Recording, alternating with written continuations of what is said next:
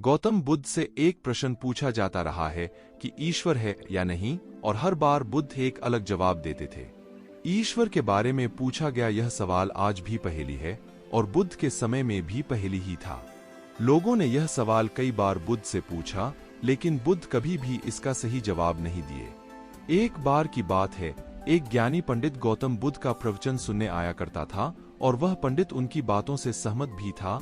वह मानता था कि गौतम बुद्ध एक ज्ञानी पुरुष हैं। एक बार बुद्ध ध्यान की मुद्रा में बैठे हुए थे और वह व्यक्ति उनके पास गया और उनसे पूछा कि बुद्ध, कृपया आप मुझे बताएं कि ईश्वर है या नहीं। मेरी आपसे प्रार्थना है कि आप मेरे सवाल का मुझे सही जवाब दें। बुद्ध के बारे में यह कहा जाता है कि वह कभी भी किसी भी प्रश्न का सीधा जवाब नहीं देते थे। उनके हर जवाब में रहस्य भरा होता था। ज्ञानी पंडित ने कहा कि मुझे ईश्वर के बारे में आपसे जानना है, ईश्वर है या नहीं। बुद्ध उसकी बात सुनकर मुस्कुराए और फिर पंडित से बोले, ठीक है। गौतम बुद्ध ने कहा कि मैं तुम्हारे सवाल का जवाब जरूर दूंगा, लेकिन उससे पहले मेरे कुछ प्रश्नों का जवाब आप मुझे दे दो। पंडित ने कहा, मैं बिल्कुल आपके प्रश्नों का जवाब दूंगा। आप कृपया प्रश्न पूछे। बुद्ध ने कहा कि क्या तुम सूर्य को मानते हो? पंडित ने बुद्ध की तरफ देखा और कहा कि यह किस प्रकार का प्रश्न है? मैं छोटा बच्चा हूं, आप जो मुझसे बच्चों वाला प्रश्न पूछ रहे हैं। सूर्य तो साक्षात प्रकट होता है और पूरी दुनिया को रोशनी देता है। धरती पर रहने वाले हर जीव को सूर्य से ऊर्जा प्राप्त होती है। सूर्य को तो हम रोज ही देखते हैं। बुद्ध ने उनसे कहा कि ईश्वर के होने के बारे में प्रश्न कहां से आया, क्योंकि जिस प्रकार सूर्य हमारे सामने है उसके होने का कोई प्रश्न नहीं होता। तब ईश्वर के लिए यह सवाल क्यों उठा? ईश्वर को मानने की क्या आवश्यकता है? इसका मतलब तो यह हुआ कि आपके मन में कहीं न कहीं ईश्वर के प्रति संदेह है, क्योंकि ईश्वर सूर्य की तरह आपके सामने नहीं है। आप ईश्वर को भी बुद्ध से ढूंढने के लिए निकले हो और बुद्ध केवल उन्हीं बातों को मानते हैं जो उसके सामने दिखाई देता है, और ईश्वर कभी भी आपको प्रत्यक्ष रूप में सामने दिखाई नहीं देगा।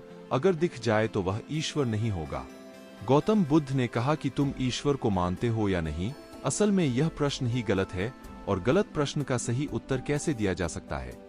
इसलिए अगर इस गलत प्रश्न के पूछे जाने पर और अगर किसी के उत्तर दिए जाने पर तो वह उत्तर भी इस प्रश्न की तरह ही गलत होगा। पंडित बुद्ध की बात सुनकर थोड़ा भ्रमित सा हो गया। उसने कहा कि बुद्ध, आप किस तरह की बातें कर रहे हैं? मुझे कुछ समझ नहीं आ रहा है। बुद्ध ने कहा, अगर मैं तुम्हें सीधे शब्दों में बताऊं तो इसका मतलब यह है कि ईश्वर को माना नहीं बल्कि जाना जा सकता है। अगर तुम मुझसे यह प्रश्न करते कि मैं ईश्वर को जानना चाहता हूं तो मैं तुम्हारी मदद कर सकता था, और जिस दिन तुम ईश्वर को जान जाओगे उस ईश्वर की व्याख्या तुम सीधे कभी नहीं कर पाओगे, लेकिन लोगों को ईश्वर के दर्शनों का स्वाद चखने में मदद जरूर कर सकते हो। तुम कभी अपना अनुभव किसी को दे नहीं सकते हो, लेकिन किसी को अनुभव कराने में सहायता जरूर कर सकते हो। दोस्तों, आपने बुद्ध के जीवन की कितनी कहानियां, किस्से सुने होंगे। वहां आपने देखा होगा कि बुद्ध ने कभी भी ईश्वर के बारे में स्पष्ट नहीं कहा और इसकी वजह से कई बार बुद्ध के ऊपर उंगलियां भी उठी।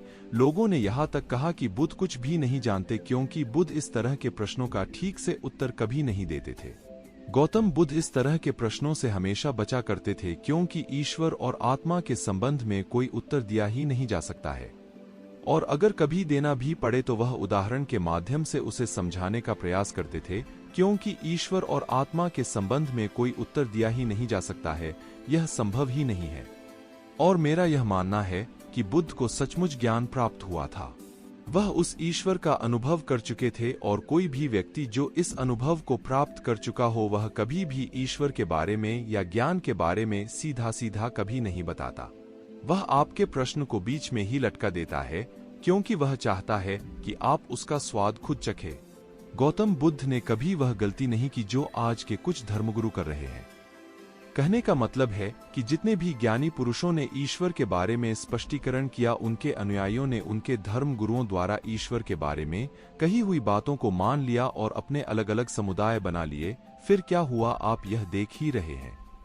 उन गुरुओं द्वारा दी गई प्रामाणिकता के आधार पर आज वह सभी समुदाय एक दूसरे के दुश्मन बने हुए घूम रहे हैं और हथियारों के दम पर यह प्रमाणित करना चाहते हैं कि मेरा गुरु सही है, मेरा ईश्वर सही है।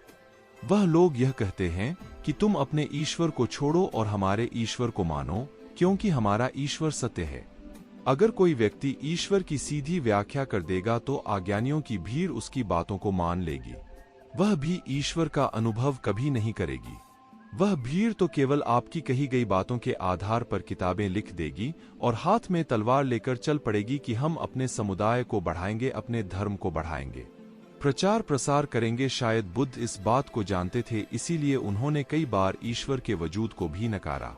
इनकार इसलिए किया कि आपकी प्यास और गहरी हो सके, आप उसको जानने के लिए उतावले हो जाए। अगर बुद्ध ईश्वर के बारे में सीधे सीधे कह दे तो भीड़ आसानी से उनकी बात मान जाएगी। और ऐसे ही हमने धरती पर न जाने कितने ही ईश्वर और भगवान को जन्म दे दिया है।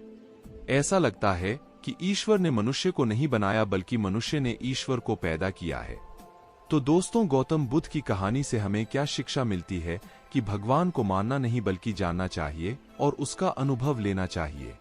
ईश्वर को जानने के लिए सिर्फ एक ही रास्ता है और वह है ध्यान। ध्यान में जितनी गहराई से जाओगे उतना ही तुम्हारा ईश्वर के प्रति अनुभव होता चला जाएगा और तुम्हारे सभी प्रश्नों के उत्तर भी तुम्हें मिल जाएंगे। दोस्तों, आपने क्या सीखा कमेंट में जरूर बताएं और हाँ, वीडियो को लाइक जरूर कर दें।